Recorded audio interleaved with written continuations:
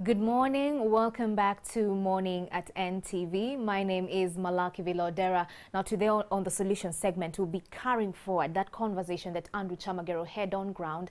Of course, last week we saw the big story being the merging of the government agencies. 153 agencies will be merged. Of course, now on the ground, you are pro this because at the end of the day, why government is doing this is just to cut down on the expenditure in this particular agencies and just to save up your money as the taxpayer and channel it to better service delivery. But the question on Solutions today will be how best can the government handle this transition? But of course, I'll tell you who I have in studios to tackle that. But first off, let's take a look at what the PS of Public Service, Madam Catherine Birakwate, had to say with regards to this transition. Let's take a look.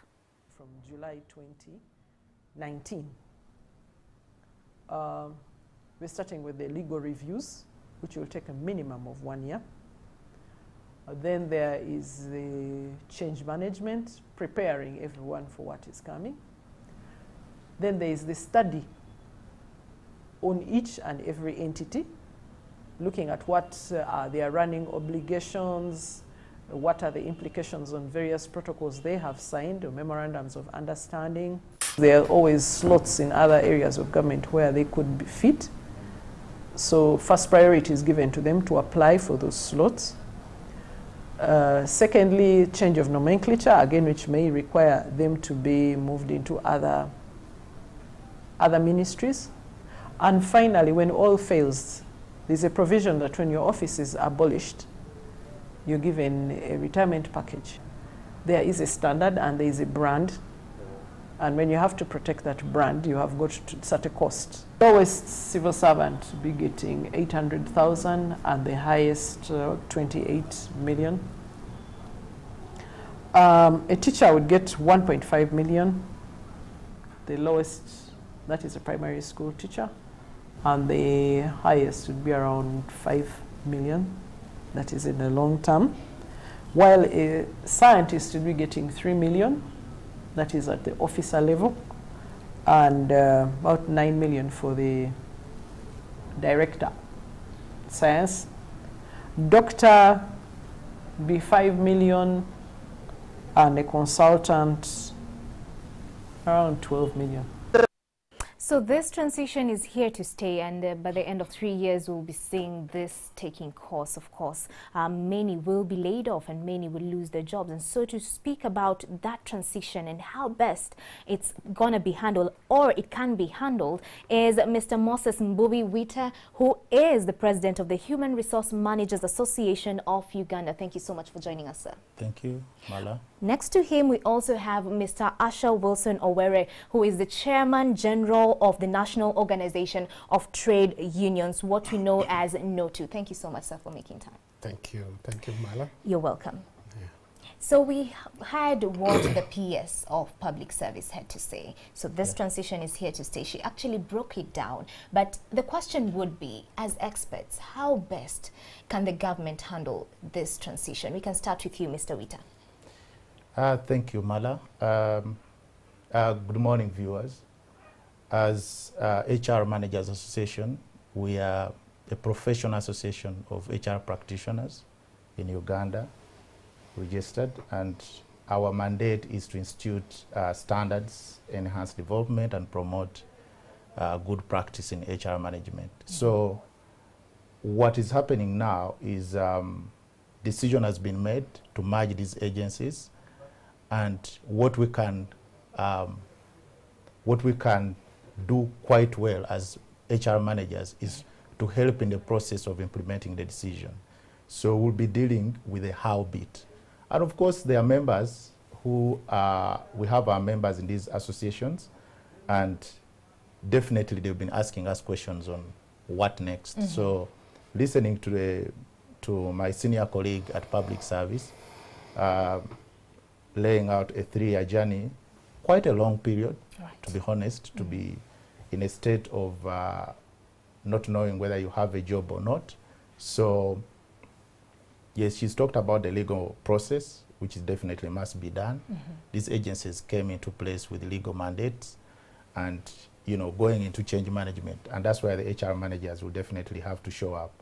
And from our bit, we can only say we are available as an association. We have members who are experts in change management. Okay. Would like to engage and see how do we walk that journey. Of course, employees will be heavily impacted. Lives will be changed. Dreams will be shaken.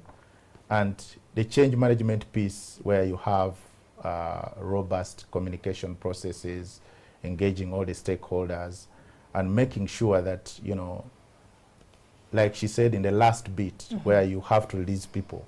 You release people who are not broken, but people who have renewed hope.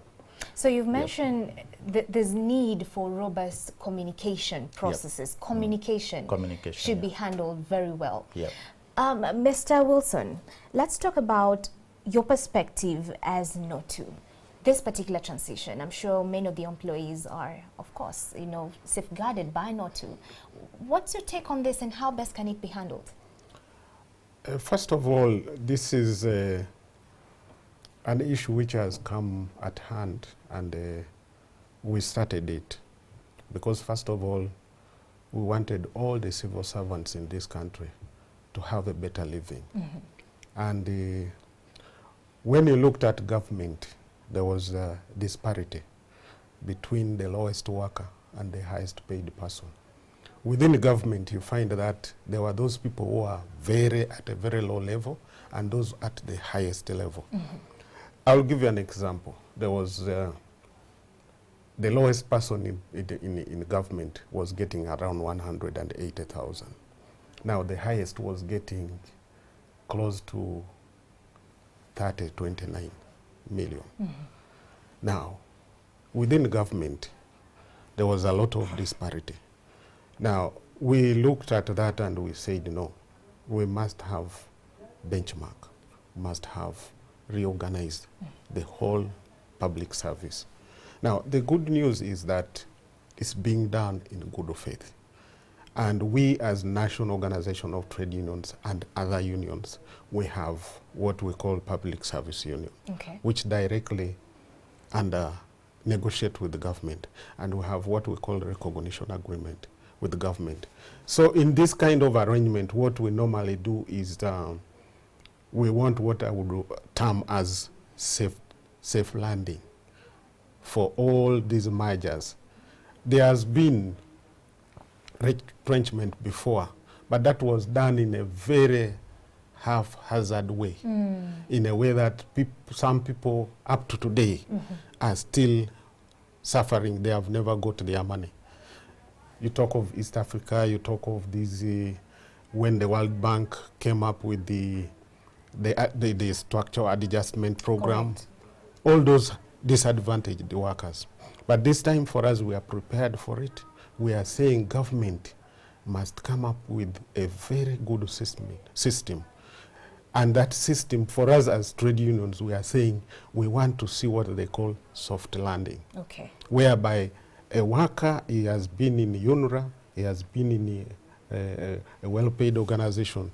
How is he exiting from that to another level?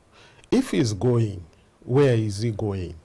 If the organization is merged, where is it, the merger, how is it going to help so that we don't interrupt the service delivery? Okay, she actually alluded to the fact that them that were already employees in this particular agencies will be given the priority to reapply and maybe get opportunities to be reskilled. And I need your take on this because I know as you're also a HR practitioner and you handle such cases on a day-to-day basis whenever layoffs happen. So with regards to reskilling employees so they can be reabsorbed into the companies, what's the process like? I think that's part of change management, and in my opinion, there will be very little retooling of these people. I mean, if you look at some agencies, they were cut out of government departments and established. So actually, for a fact, I actually think the employees coming from the agencies possibly are well trained and the challenge for me is how do they get absorbed into the government departments, and how will they be able to settle for that reduction in pay and benefits that they've been on a much bigger paycheck in the agencies. Because if you're an engineer at UNRWA, definitely you don't need to be retooled to go back into Ministry of Works. Correct. You simply possibly have to report it the next day. But the issue is, how do you transition from a package that was possibly 3 times bigger to a package, in the government structures? And that's where, the change management process has to happen, the psychosocial support and counseling, that has to happen. Yes, the period is, like mentioned, is quite favorable, but there are also risks attached to it.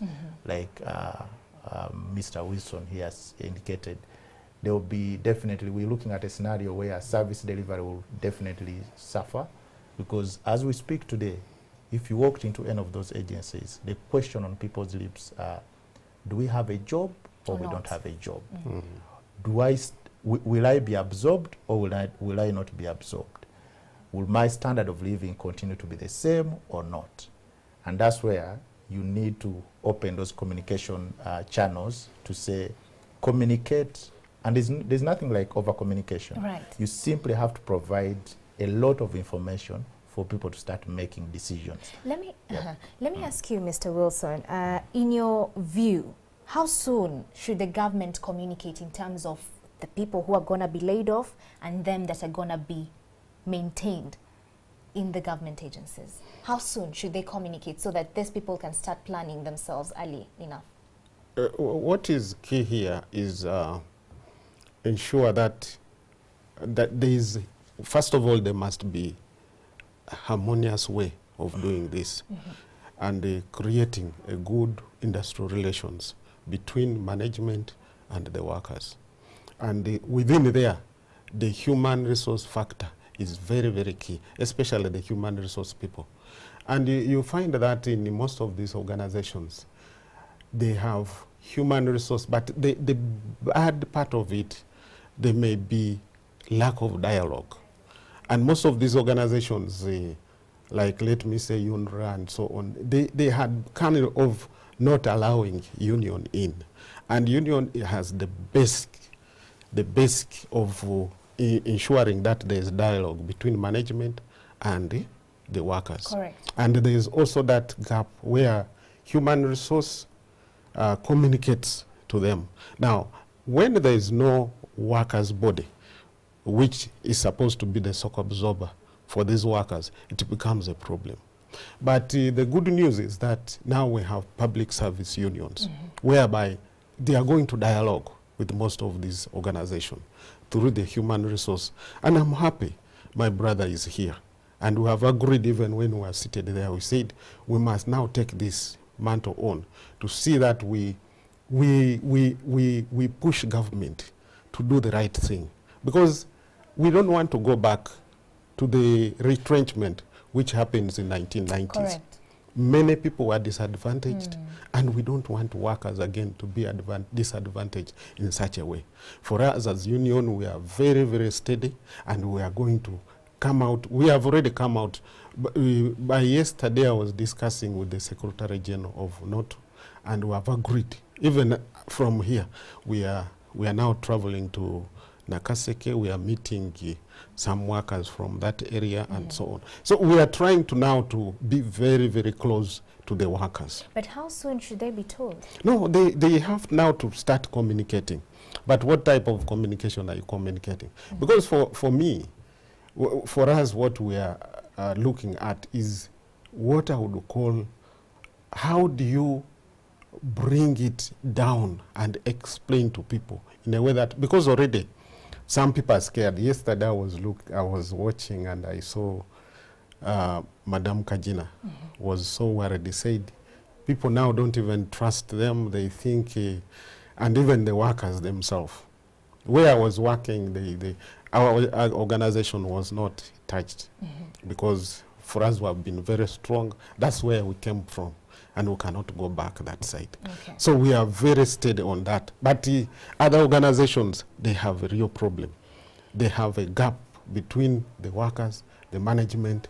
And you know, when it reaches that point, even management gets confused. Correct. Because they don't know where to start from. But when you have industrial relations within the organization, workers, management can sit on a round table and agree on the way forward. Okay, all right. So we all agree that communication, a robust system of communication needs to be established. Exactly. Just to give confidence to these workers. Because like you're saying, when you visit these agencies, many are just skeptical. They don't know if they have a job or not.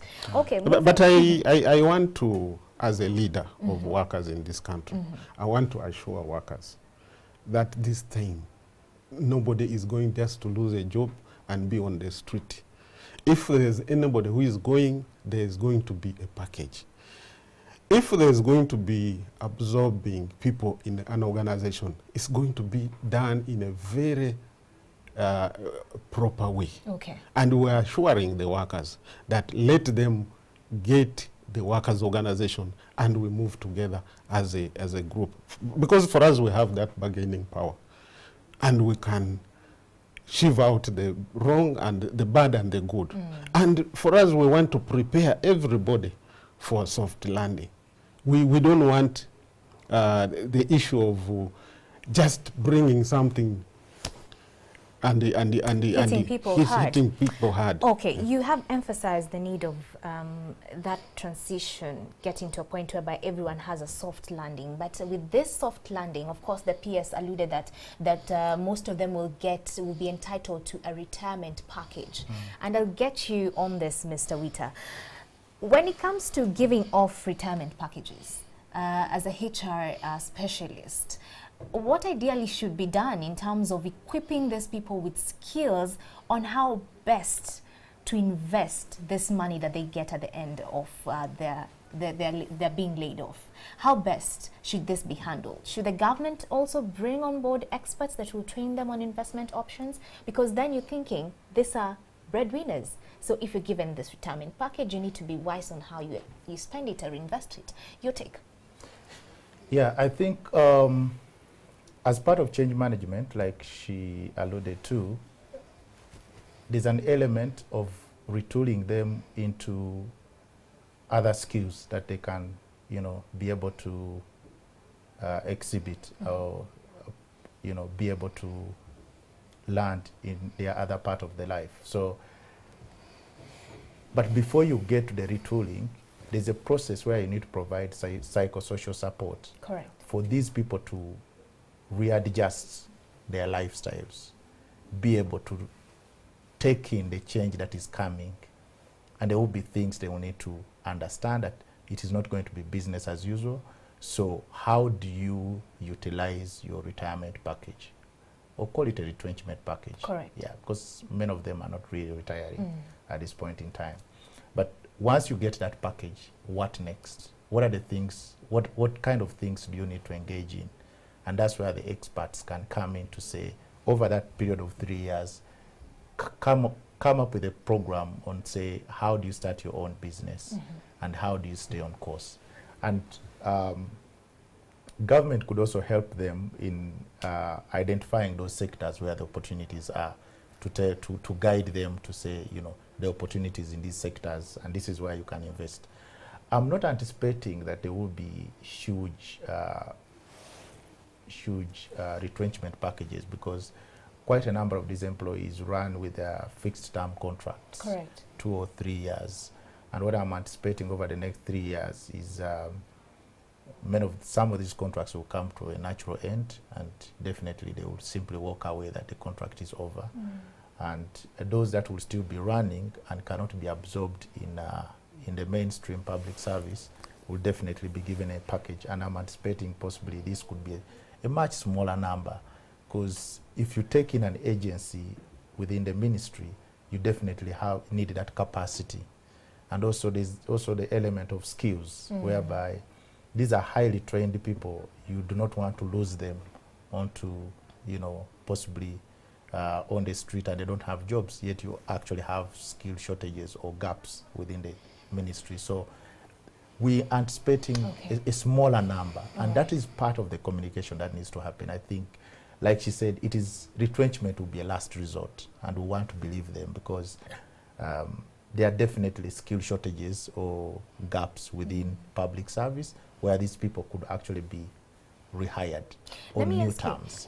Let me ask you, Mr. Wilson, just in case, now of course you're saying you're going to be very active to guide the government on how best to handle this. But in the event that 3 years have come and the retrenchment has happened, people have been laid off, but some of them get to that point where they feel like the process wasn't so acceptable for me and I feel like I was roughed up. How should they go about that? No, there are procedures laid down, especially in terms of when you want to, when you are reorganizing. And in case of public service, it's very clear we have an agreement with the government. And this is the basis where we are going to use the Employment Act. We have Labor Union Act and other instruments which is within the law. And what we need to do is, the good thing the government is saying 3 years. And in 3 years, we need to start now. Okay. Now, when we start now, the process will go by phases. And once we finish phase 1, phase 2, phase 3, that's our expectation. We'll be able to gauge where we have moved. And along the way, we will also have a procedure whereby in case there's anybody who is complaining, we have an avenue where somebody can also go and make his complaint and then also can address their issue in the course of law and other avenues. All right. But entirely what we would like to see is a smooth transition between this and where we are going. And most importantly, we want the government to be very transparent. And that is very, very key. For us, as leaders of the trade union, we want things to be very, very clear when we are discussing. Okay. And then we want to build the trust. The biggest problem is that the most people don't trust what government is doing.